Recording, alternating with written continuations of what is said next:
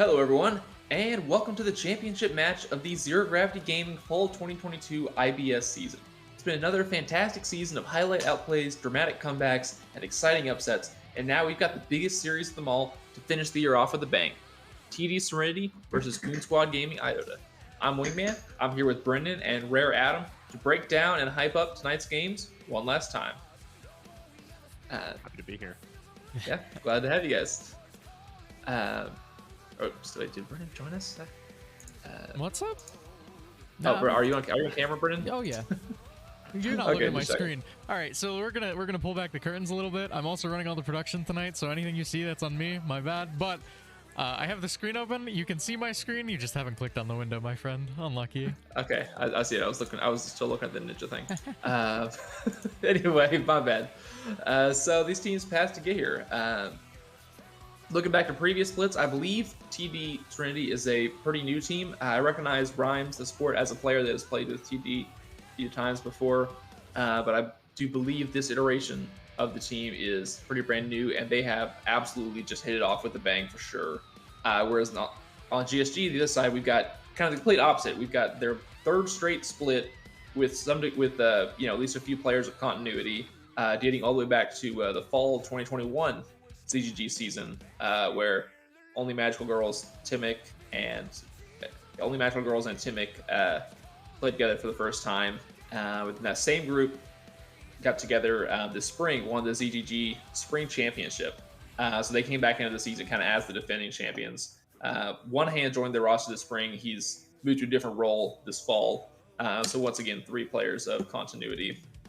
Oh, they do have Momo at the top and Squad Fan, or is it Willow, the support? Yeah, I mean it's Willow one of the support two is, normally, pretty right? new. But They played both. it's Looks like Squad Fan is still listed as starter officially. it's interesting to see, right? You mentioned that this team is one that has been around for a while. But the way that it was described to me, and I think it was Squad Fam that actually described it this way, was GSG kind of split into 2 teams after last season. It was, you have the OMG Timic side, and then you have the Snugglebutt and Chubby side. So, Right. I guess Iota's the better one. Like they're here right now, right? And Sai is not. But I'm excited to see what's gonna happen tonight. This team has looked good for a while. Absolutely, a lot of experience on these rosters, and just OMG by himself, I believe, in the spring championship series, had something like 2 deaths in 3 games and like 30-something kills. He was just on a whole nother level that series. So as long as you've got him on the Rift, you got a chance. But looking at this regular season, TD so far is coming in unscratched, 7-0 in series, 14-0 in games. Who do you guys think came the closest to at least making them sweat? Is there a formula somewhere in there that we've seen? It's looked pretty dominant, I would say. They've just kind of swept through the league without a care in the world. I think the closest I saw them was, and I have to double check, it was on stream, but there was a game where they picked a bunch of stuff that, like, I don't think they've played before, or whatever it was. It was just really weird to see, and they did not look as comfortable on it. I'm trying to remember. It was against SNC, and I don't know if it made them sweat, but it looked a little sloppy. That game would have also come off. They had 2 straight forfeit wins due to glacial org issues. So they might have just been rusty. But after coming through playoffs, you gotta expect them to be in full form right now and ready to play for real, play experienced champs in the championship match. So GSG, again, on the other side, is 5-2 in series, 11-5 in games. These teams played each other all the way back in week 2, and TD came up with the 2-0 sweep. Do you guys remember what kind of happened in that game? What was the story there? Time for me to scroll, Adam. I have a feeling you're going to be scrolling as well. Yeah. I mean, Adam here, if we're going to pull back the curtains even more, Adam here is filling in. We appreciate you, my friend. Let's see. Week 2, when was that even? This feels like forever ago. I see. So when TD and Iota played, it was week 2, like you said. I think this was around when Iota was still kind of struggling to find themselves as a team. It didn't look great. I mean, the big thing that stood out to me is game 1 for TD, or for GSG rather. It was a questionable build on Twitch for one hand. I don't think Gale Force was good on Twitch at the time. I still don't think it is. There was no Bork to be seen. Game 2, it was a little better, but like you still end up with this kind of like really weird build path for the AD. And OMG looked bad in game 1, realistically. Turned it around in game 2, but everything in those 2 games, I shouldn't say everything. Game 1 was all about Zircon. Game 2 was all about Pandorum picking up kills and, you know, taking over the game as a result. It was a better game 2 for GSG. They ended up taking at least a kill advantage. They had just a 1,000 gold deficit when they lost, but that kind of screams to me that it's a team that's thrown a lot in the past, and that's what scares me. I think especially when you look at, you know, a game where it is that close and you look at the champions that were picked and everything, it's a game where it almost seems like they got backdoored or something, or they lost one fight around a Baron, they lost one fight around an objective and just lost the game off of that. Those sort of games, especially in a game 2, it gives you a lot to think about as well. You think about that for the rest of your season. You say, hey, we could have pushed this team. We could have taken a game off of them if we hadn't messed up this one fight. And I mean, for Brennan and I, you know, we've had games like that together in the past where we sort of look at it and we're like, you know, maybe we shouldn't have done it that exactly then, and we're sort of haunted by it for a I don't play significant Serenity amount of time anymore afterwards. because of that. I went 6-2-6 and we lost. It's tough. It's the same sort of stuff, and for a team like GSG Iota where they've played together for, you know, a little bit more time, we can imagine, than TD Serenity in this sense.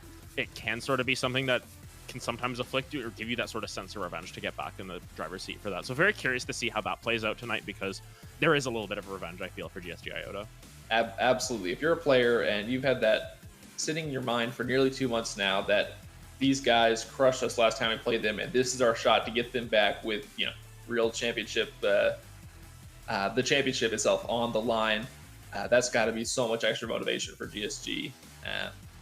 But speaking of some of GSG's comparative struggles, I say comparative because they're still the 2nd seed in the league, a very good team.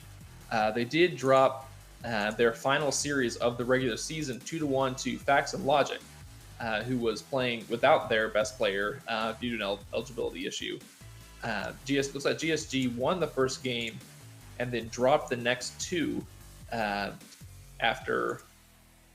Or that's not right. They lost the first game, won the second one, and then lost the third one. But what I did notice that was that only Magical Girls only played game 1 of that series, and then I guess kind of signed off for the night, and Squad Fam took over in mid. Right. How do you think that that absence affected GSG? I'm gonna say something controversial here. I actually don't think that Squad Fam was the reason that anything bad happened in that series. OMG was there for game 1 and they won it. They actually should have won in game 2 as well, and I got the not so pleasure of watching this series as it was happening. Yeah, sorry, I said it wrong. I got confused because it was the Facts and Logic guy that posted it. So it said defeat. Yeah. So GSG won the first game with OMG and lost the second 2 without it. Squad Fam played well in games 2 and 3. I'm gonna say that right now. People will like talk shit about it and whatever, but he was one of the like saving graces of that team in those 2 games.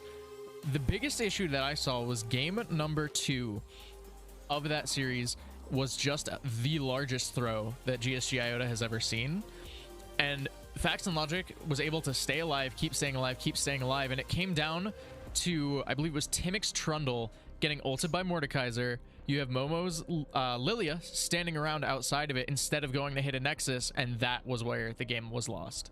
If that Nexus is hit 2 more times, the Nexus falls not even 10 seconds later. It was that close of a game. So that's a hard game to bounce back from. Game 3 was a little more sloppy, a little more all over the place. That series is very concerning to look at if you're at a finals team at this point. So my eyes are going to be on how well they can close out a game if they have a lead, because that's where they've been struggling lately. Absolutely. First off, I just want to say I agree with your takes on Squad Fam. Just from looking at the box scores, it looked like he did play pretty well. It's probably just more of a team macro, team decision making Yeah. issues. And it does make me wonder. One thing I noticed going into that series beforehand is that GSG had already kind of locked up their seed going in, so they might have been kind of just taking the night off mentally. Just let's get through this and go play playoffs. So on one hand, you want to say, oh, maybe that's not them at their best. We shouldn't judge. But on the other hand, you have to wonder if they're getting sloppy. Can that work itself into their, when they're trying to play well? So that's kind of the dichotomy there. Adam, do you have thoughts on that sort of thing? Yeah, I mean, just looking at the match histories as well, it seems as if the game 2 and 3 there are just games that are up in the air. They come to a point where it's 50-50, where your leads don't matter as much. I mean, I'm seeing a 24-5 Olaf, which is a little bit concerning as well to sort of give that much okay, over. Facts but and at the Logic same time, also is the team that only funnel Olafs, so take yeah, it with a grain I of mean, salt. in that regard, though, once you get to a point in the game where you're getting 55-minute games, where you're getting to even past 40 minutes in a game, to a certain extent, it gets difficult to sort of trust your solo queue experience and trust your team experience even at that, because games don't go that long anymore. And I think that's something that we even see once we get up to the highest level of pro, is that you get to a certain point where in a game you don't have practice playing 50-minute games, 60-minute games. It gets difficult to sort of hold the door and hold your own at that point, just because you aren't experienced playing in those situations, because of how the meta has sort of shifted away from these longer games, and there are so many end game buffs that when it happens, you're sort of not prepared for it, and it can be more difficult to execute. So maybe having those 2 games can be a little bit of a mental breaker, or it could be a chance for them to sort of say, hey, we know how to sort of play out these later stages of the game. We can point out our own mistakes, and we can resolve those if it comes to that in this final series. I absolutely agree with everything you said there, especially the part about how a lot of players this level may not have the experience to macro call games that go late like that. That's something that also kind of concerns me a bit with GSG Iota, because in Blue Auto League, which is I coached and played with the team in that league, and we played against this same Iota squad. They were probably a lot better than us in terms of individual talent, but we ended up going in with the strategy of, we're going to play boring and just not fight at all until late game. And then when they weren't able to snowball with Timic ganking everything early, they did kind of struggle to shot call their late games as well. So that is something to definitely keep eye on as well. Will they be able to macro shot call in late game with a team like TD? On the other hand, a team like TD, they've hardly been challenged all year, and they might not have any experience late game shot calling on an even game state. So maybe if GSG is able to get an early game lead, that could be something that TD just hasn't had to do before. They're not used to being challenged. You see this in a lot of sports, from basketball, football. Some teams just aren't used to being punched in the face. These teams a lot of times go into these big games and end up just doing all the punching and never getting punched in the face. And there's a good chance we may see that tonight with how dominant they are. But you can never know how you respond when you get punched in the face until you've actually been punched in the face. So I think that's the big question tonight, is will GSG be able to get that punch to the face, like the little logo says? Absolutely. And the playoff bracket so far, TD came in as the first seed, and as expected, 3-0 swept Glacial Knights, who were the very unexpected winners of the Gauntlet. They had finished at pretty much the bottom of the standings, and they went through Facts and Logic, Sun Guardians, and GSG Psy, 3 wins in a row, to make it all the way to that real playoff bracket against TD Serenity. So just want to give them a cool shout out for that real quick. And there's no shame in losing to number 1. To the team that on the literally other hasn't side, dropped the game, right? Like, it's tough. It sucks, but it's expected, right? If you took a game, that's a huge win in itself. So, unfortunate, but yeah. Then on the other side, we had GSG coming in as the second seed. Despite that last week loss, with a 3-1 victory over RAR, the third seed. So again, a comfortably winning, but also not total domination. What kind of went down in that series? What do you guys say? Yeah, I mean, I need to refresh my memory on this, because I think this was the series we casted last week, so I actually did get the pleasure, I guess, of watching this. Game 1, one hand popped off on Misfortune. Also, Rodney picked a Nivea 80 carry, which was a choice, but like RAR has done some weird stuff pretty consistently, so whatever. Game 2, OMG popped off on Kled. Timic, like, it was just complete domination from GSG Iota. They didn't leave any room. Like, it was 2 games that were really, really strong.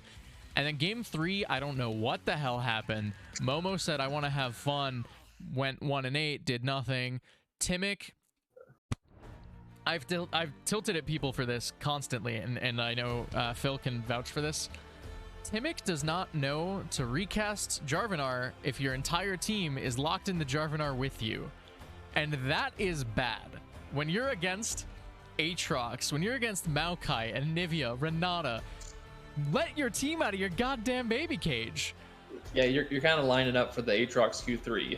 It wasn't even just the Q3, it was Q1, it was Q2, it was Q3, it was Anivia Q, it was Renata R. Like, there's so many things coming through, and you're just setting up your whole team to die to it. It was really, I'm picturing really the classic G2 low light at Worlds. Whoever that was that got the big Aatrox Q on like 4 of them at once. Yeah. You know what I'm talking about? Yeah. Oh, and then Game 3, One Hand was like, all right, I've had enough fun. 17 and 1 Jin, so it, you know, all's well that ends well. But yeah, that Game 3 was really bad. Mm-hmm. Yeah, so I guess that's something you see a lot in these like moderately unbalanced series. The win the first 2 games, drop the Game 3, maybe experiment too much, and then pull back and win the Game 4. So does dropping that one game concern you at all, or do you think that is just kind of a blip on the radar, or is that the trend we've seen a few times with this GSG team? I don't think it's a big deal to drop a game in a best of 5 series. I think especially when you look at, you know, every level of play. Once again, I like to look at the comparisons of these leagues compared to, you know, the best teams in the world, and we can see that at Worlds. Dead FM take a game off of RNG for no reason, right? Out of nowhere, and it's like, are people going to start to hopium them up? Are they going to say, yeah, you know what, the Japan's better than China? No, they're not going to say that, because they know RNG is a better team at the end of the day. Like, there's a certain amount of, you know, hopium and copium that you can put onto a win in a best of 5 when you are the underdogs. And in a lot of ways, it would be it'd be similar to what I'm expecting out of this series, in a sense where you sort of got this Titan versus an underdog in that situation. If the side of GSG Iota or something are able to take a game off of the side of TD Serenity, maybe it just puts them off, and maybe it throws them off. But at the same time, we have expectations for what we've seen throughout the season. They are effectively 17-0 in games in ZGG this season. If they drop a game, it's like, are they the same team? Yes, they're still the same team. They're still going to be expected to win every single game. Even if they're down 2-0 in a series, they're still going to be expected to win. But you can sort of throw a wrench into that plan with that as well. So I don't think 1 loss makes a big deal. I think 2 losses in a row would be the big sort of deal breaker for either one of these teams. I mean, my big thing is it depends on how they lose, right? Yes. If they lose like GSG Game 3 loss, that's really worrisome going forward, because that says there's just a severe like lack of communication or lack of identity for your team. And if that's something that you're bringing into a series, that's some way that you can lose a series quite easily. Mm-hmm. And you just mentioned kind of team identities. So as we dive into, we've talked about the team so far. As we dive into what's going to happen tonight, can you guys give us a little bit of a rundown on what you see in overall play styles from each team, and what kind of is their identities? Do they have solid identities, or are they more amorphous? I mean, I'm going to start with TD. The identity of TD is complete domination across all your roles. Their AD, like their bot lane's been strong all season long. Their top jungle have been strong all season long. I'm going to say something and people are going to hate me for saying this. I think Pandorum just gets spoon-fed kills and gets fed off of it. He doesn't actually generate too many of his own leads. I think that's honestly one of the weaker parts of this TD Serenity team. And that's something you can look to punish. OMG loves playing things like the Kled, loves playing these types of champs that just want to snowball, get off the ground, and be an absolute terror across the map as the game goes on. That's where I'm looking for GSG Iota to take over the game. I think looking at both of these teams and sort of the team comps that they go for, they're playing a lot of mostly meta things. I mean, there's a couple of, you know, oddball picks thrown in there, and I think that's expected. Just anywhere outside of the highest level of play where you can say, hey, I'm really comfortable in this pick, I'm going to pick it. And, you know, comfort is king at this level, but for the most part, it feels like they're very comfortable on, you know, it's sort of these team fighting comps, and I think that we're going to get a really scrappy series one way or the other, but it can... In that sense, if you're just a team that's better at team fighting, when both you pick team fight comps, you know, it's going to crumble the same way almost every single time in how you execute. Yeah, absolutely. Really good insight there. So we got time. Let's go talk about things just lane by lane going down. Looking at these matchups. So in top lane, we've got GSG Momo for Iota, also previously known as Momentai and Terriermon. They like to change their name from time to time. And in top lane for TD Serenity, we have Zedekiah listed. What do we know about these players? And actually, it looks like Zedekiah changed their name as well. They're not showing up on OPGG. We have what that name change is. I have to double check on name changes because there's some weird stuff. Oh, TD Vivid. Okay, that is Vivid. That is Vivid. I didn't realize those were the same people. Yeah. So my guess is someone forgot to update the sheet, which happens way too frequently for my liking, but neither here nor there. Yeah, I think there's been some interesting stuff. Like TD's been a team that's played well around their side lanes. I think their top lane has always been strong. I think it's definitely a role that they look to exploit whenever possible. And Game 3 Momo last week is exploitable. That Silas did not look great. So I'm interested to see if we're going to see something like that. Because to me, I like I was saying, GSG's window to win is through mid. I think the biggest skill difference, TD favored, is going to be topside.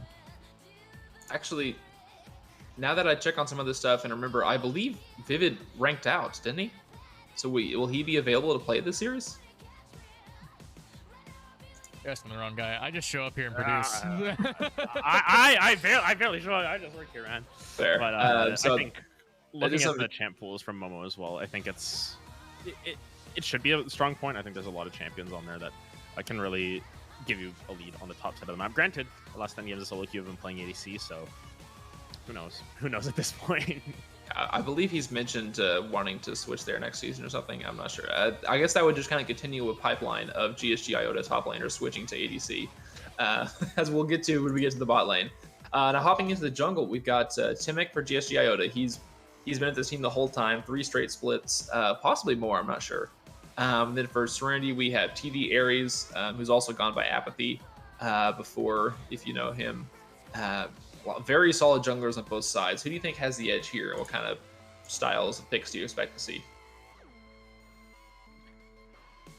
I mean, like I was saying before, Timic has not looked good recently, and I think Apathy, or however you want to, Ares, I don't care what name you use, he's looked strong again all season long, and this has been the thing for TD. Every single one of their players has looked strong.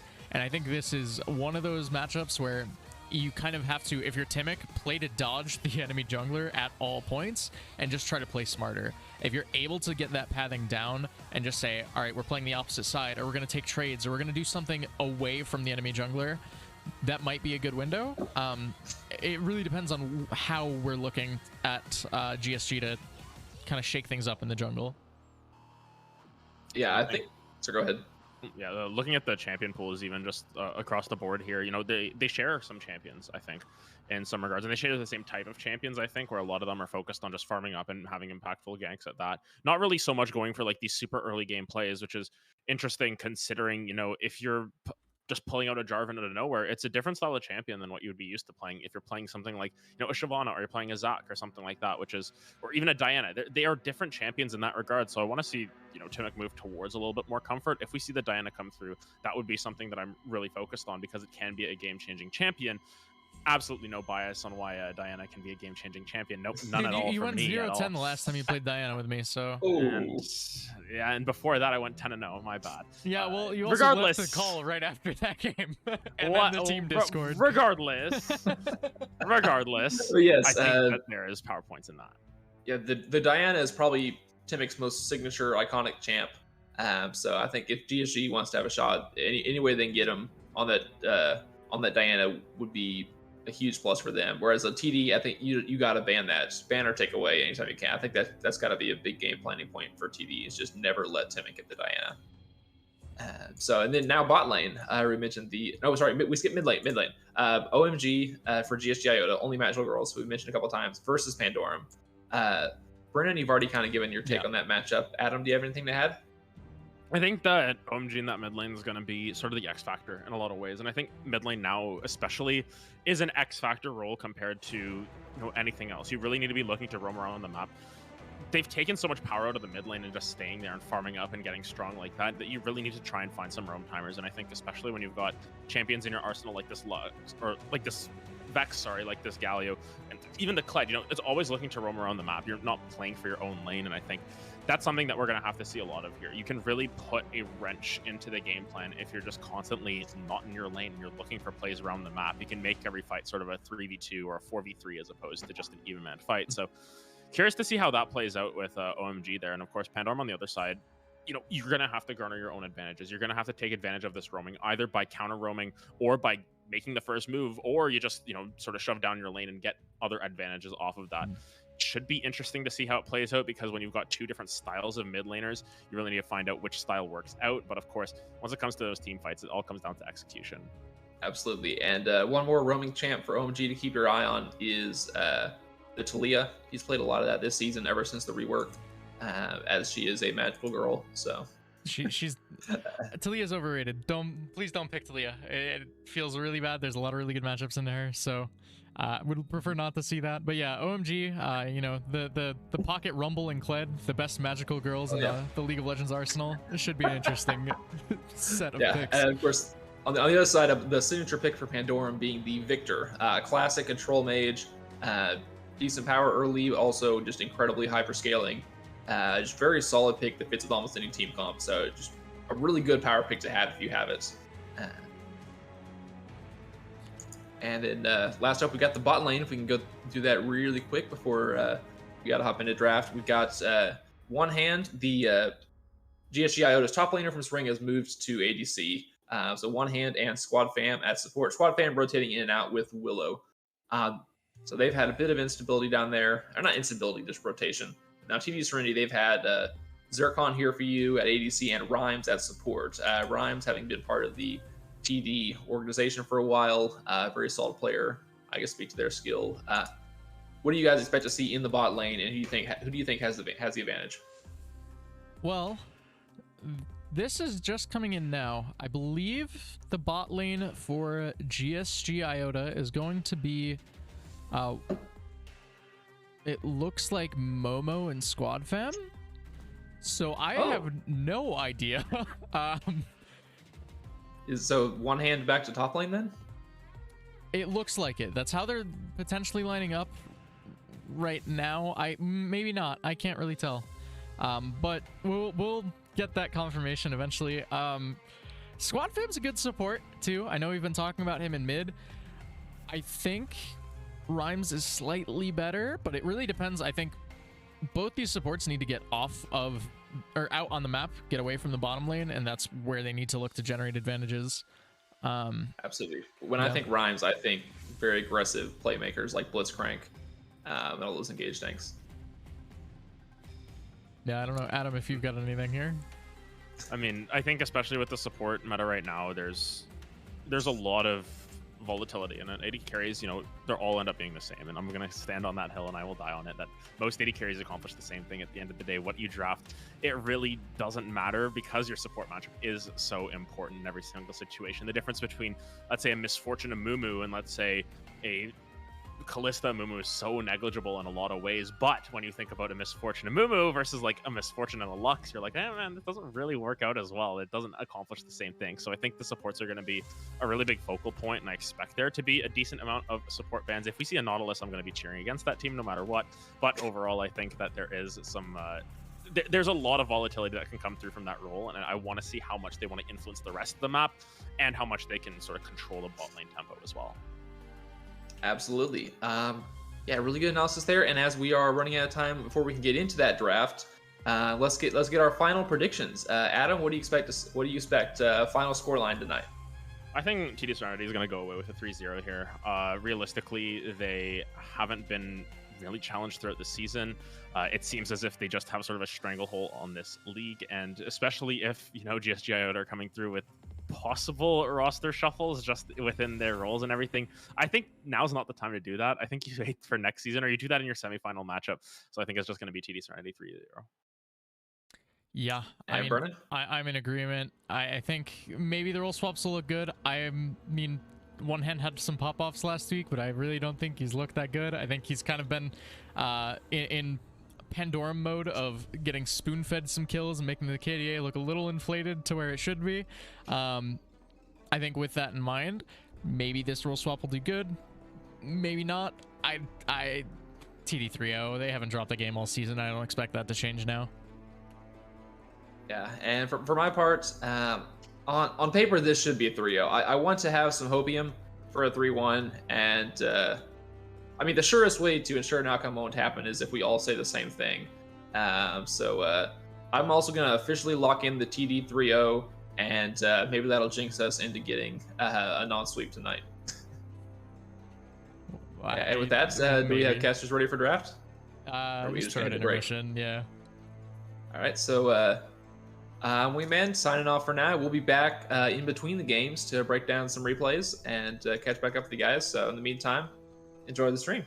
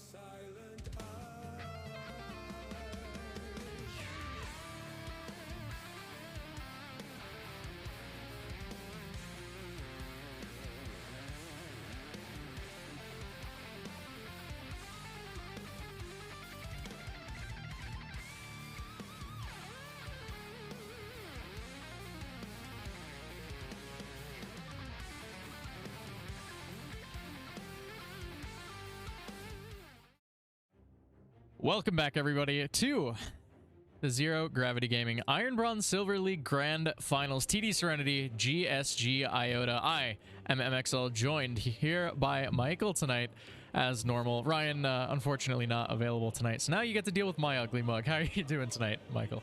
I'm good. I'm excited for this. I think it should be a good game. Obviously, we have two really strong teams on our plate, so I'm hoping for some good League of Legends. And right off the bat, we have a Lux, Rumble, and Victor all banned away. Yeah, a little bit of OMG targeting happening in these bans already, and Pandorum's Victor gone as well. Ares not going to have access to that Viego more than likely, kind of to be expected, but I do want to touch on the fact that you mentioned these are two of the strongest teams we've seen all season long. I think they were number 1 and 2 respectively, but TD Serenity has yet to drop a game. This is one of the most dominant teams we've ever seen in ZGG, and GSG Iota is last season's champions, so they've got a lot to prove here tonight. Exactly. New kids on the block, making it work. And we're seeing, like you said, Viego, Gangplank, and probably the Misfortune being banned away. Yeah. I mean, all these picks strong, targeted, obviously. Excited to see where this first pick goes, but I mean, it's really, there's still so much open. I'd like an ADC here. I think ADCs are fine to first pick, maybe a strong jungler, but yeah. I mean, you never know. The big thing that stands out to me is Maokai being open. Has been a Very staple blue 1 pick for a few weeks now. This champ is ridiculous, but It's broke. I hate seeing it. I've talked about it in other casts. I cannot stand playing against that champion, and it's just so broken. I mean, we see it at Worlds, completely hard carrying games, but now we see the Trundle first picked. well, yeah, I mean, Maokai is turbo broken for sure, but Jinx currently being hovered into the Trundle. I'm not huge on this pick into Trundle. I think it's not fun to be the Jinx. No, it is not. I think you can definitely struggle to perform later into the game, not only tearing down the Trundle, but also you don't have the mobility to get away from that pillar. So you need to land your traps or hope you have a good peeling support. Well, it's locked in. Okay. And Squad Fem is not... so I should address as well. It is confirmed Momo Squad Fem is the bot lane one hand going into the top lane for GSG Iota. Squad Fem's not the type of person to play enchanters normally. Like, he will pull out the Lulu if he needs to. I don't think he wants to. Timic, though, looking towards that Shyvana, has been left open. Definitely one of Timic's better picks and will end up being locked in here. I mean, just a super strong power farmer. Obviously, you can do that right in the face of Trundle. Trundle should not cause too much of an issue. Maybe if they duel early, but even then, Shyvana's not too much to slouch herself. But definitely already throwing a lot of late game power into the side of GSG Iota. But on the other hand, when we see the Kaisa locked in, that is I mean, that's early game dive you want to try to kill. And paired up with the Nautilus, this Jinx is under a lot of threat. Yeah, ignore the fact that I'm like moving around. By the way, this is the beauty of doing production, is realizing I forgot to plug in a cable. So I'm This guy. totally not a mess tonight. Yeah, I mean, I think we all want to see replays, and I should probably plug that cable in. But yeah, I mean, Kaisa Nautilus coming through. I know Adam over on the desk is a huge anti-Nautilus guy. He thinks this champ is worthless. It's pretty telegraphed and pretty straightforward what he's looking to do. Really one-dimensional, sure, get that. Braum, really good answer into Nautilus as well, so excited to see how that will pan out. And so far, I think I like TD's core a little more, but if this Jinx gets off the ground, it could be tough. I'd agree, but that's the question. I mean, you have the point and click CC and the Nautilus. Even if your Nautilus is super telegraphed, at least you have that. Yeah. But I'm still surprised that they picked it up so early, leaving a Braum open. I don't think Braum is the strongest champion. Definitely not blindable, but seeing as the Nautilus is already locked in, it's fine to pick him there. Now we're seeing some bans away in the second phase. Mid laners for GSG Iota, banning out the Malzahar, perhaps a Veigar, and then the other side for TD Serenity, a Gnar banned away. Yeah, I mean, Gnar, just a safe blind top laner. I would kind of work under the assumption that knowing how this matchup's expected to pan out, OMG wants that counter pick in the 5th slot. On red side, you're going to expect a safe blind top laner to come through, and Gnar is kind of the staple safe blind top laner outside of, I think, Aatrox right now, which I don't know if one hand plays, but we'll have to see. And I know OMG has too many picks to realistically be banning anything out, unless it's like a really bad matchup for what you're looking to play as the blind for Pandorum. But no Ari, no Malzahar, no Victor. You're grasping at straws a little bit for Pandorum here. Yeah, I mean, Pandorum's definitely a little pinched, and we see the Vex banned away, so Pandorum even trying to get another thing off of OMG. Just, like you said, the champion Ocean is there, but there's one thing you're extra scared of. It's okay to ban it away. Might as well. Why not? And if you have a plan of your pick, but we can see, like you said, it's probably going to be a blind top 4 one hand here. I took a look again, did not see any Aatrox, which is what we've usually been seeing. Could be something a little more tanky. I mean, it has been plays a decent bit of the Scion, but instead, a Lilia locked in. Alright. I actually despise Lilia top as a blind. I think it's really bad. I love seeing this champ, and I love seeing her top lane. But they could be swapping. They could swap it. It could be Shyvana top. I think what is happening here is you're just kind of saying we want Shyvana to dodge Trundle. But now there's there we go. Maokai. It's all the way to blue for still not banned away in either phase. Locked in for TD Serenity. This champion is broken. Broken is putting it lightly. I'm going to be honest with you. He is one of the strongest picks in the game currently. So, yeah, I don't know how I feel about this. I mean, we'll see what the mid lane blind is going to be for Pandorum. Quirky. I mean, Silas is open, and Silas has a field day into Quirky. So, I think you could see OMG going for that. Out of all the things in the world, I did not foresee a Corki being the pick here. I guess you do need consistent damage for your team when you have only the Kaisa and 3 meatballs. You do need that. Oh. And Pantheon Tavern. I think I don't like it. I hope they don't lock it in because you're throwing it into a Kaisa Corki. That's the only 2 things you can kill. It's a little difficult for the Pantheon to struggle or to cut through the likes of the Trundle, Nautilus, and Maokai. So I'm gonna be very curious to see how Only Magical Girls navigates this game. I think it's gonna be a hard one. Maybe isolation and lane, I think it'll work out, but outside of that, could become difficult. Yeah, I mean, the lane is really good for Pantheon. If he doesn't snowball, this game is unplayable because it's 3 tanks as Pantheon, which is what scares me a little bit. But again, I mean, the big thing that stands out to me is the side of TD Serenity is rather short range plus Corki. If Jinx can get 1 kill in a fight, killed Trundle, Nautilus, Maokai, whoever, she's just gonna pop off, right? Like it just feels so free. And it's definitely a lot is placed onto Squad Fam. And I guess summon Timic and OMG as well to peel that Jinx, because I mean, while Jinx has a lot to cut through and needs to pump out a lot of damage, still under a good bit of threat, because if you get jumped on by even 1 or 2 of these tanks, it's rough. Yeah, I mean, it does require a decent amount of kill, which is why I think the pick coming through of the Braum is good. It's not a Lulu.